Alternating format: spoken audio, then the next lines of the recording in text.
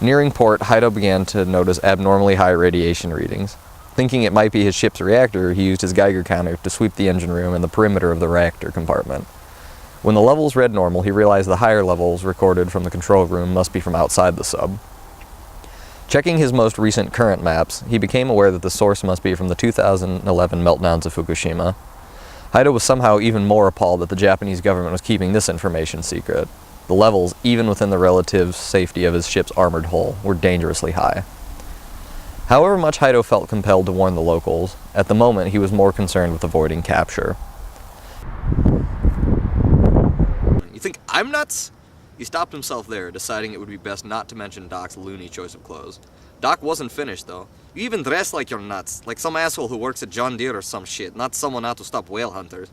This was an obvious dig at Hido's button-up shirt that was tucked into a crisp pair of khaki-colored chinos. I guess you're right, I should probably dress like Johnny Thunders when he was in the Dolls, all low-profile and professional, right? Hido was having a hard time hiding his snark, but he was sensing Doc was fucking with him, and he needed to fuck back. Yes, Doc shouted, nearly before pulling Hido in for a hip-hop hug. Yes, indeed, Doc continued, nearly shouting into Hido's ear. You are a terrorist. There is no dress code. Unless you're one of those Islamic extremists. Those fuckers dress like they work in the skateboard industry. I can never tell them apart. Fancy shoes, stupid hats, and big-ass beards and shit. They're always smoking cloves and smell like skin bracer. Shit, the last time one of those fucks purchased a Seacraft from me, I couldn't tell if it was for a Nike SB ad campaign or if they wanted to pick off U.S. naval ships in Persian Gulfs. I was lost as hell. Hido couldn't help himself. He really liked this asshole.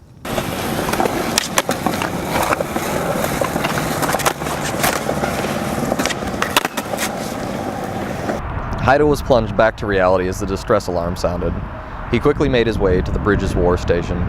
He was only 50 feet underway, and it appeared that the Royal Canadian Navy was sailing near him in one of their Halifax-class frigates.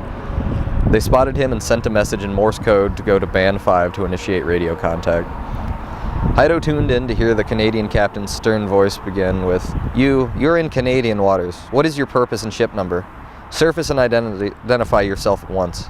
Hido responded slowly, almost languidly.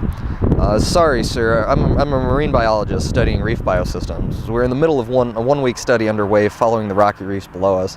If we surface, weeks' worth of research could be lost. Hido wondered if the captain would buy any of the bullshit he had just laid down, but he didn't really care.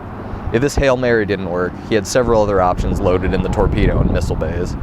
Still, he wasn't keen to tangle with the Canadians. Their ships hadn't been fired upon since German U-boats attacked during World War II, and Hido didn't want to be in history books as that crazy fucking Peruvian who attacked the Royal Canadian Navy, single-handedly no less.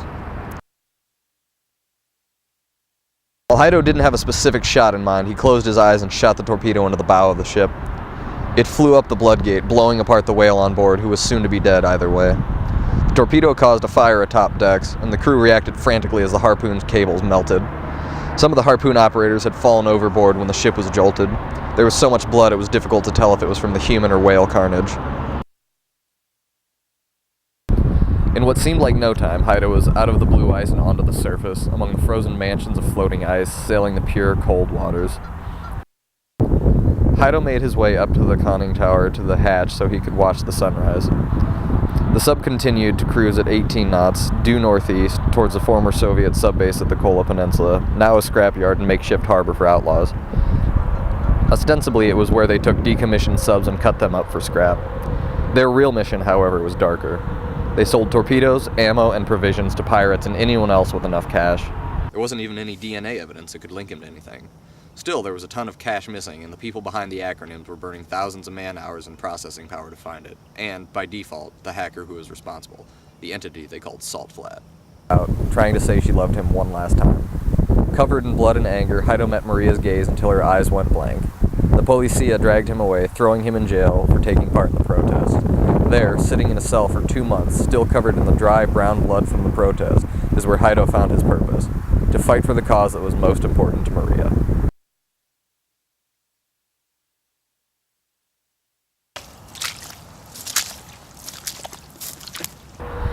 Hido pulled out his wallet, then thumbed through to the picture.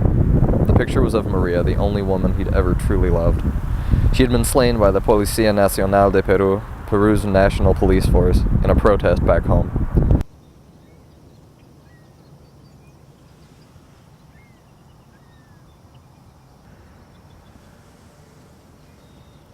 Hido was finished with all the lame-ass Sea Shepherd, pacifist-centered resistance. He was ready for blood. To finance his revolution, Hido had hacked the account of a social media firm that raked in millions by betting on the narcissistic tendencies of mankind. Additionally, Hido had skimmed from a hedge fund that had raped hundreds financially. As a result, Hido had the $400 million US stashed safely nearby.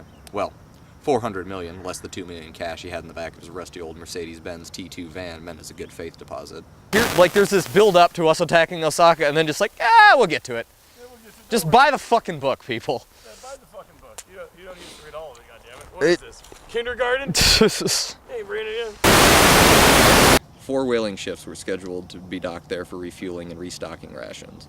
As he closed in on the port, Hido took the periscope up and stalled the Victor-class sub at just 20 feet under wave. Hido had not yet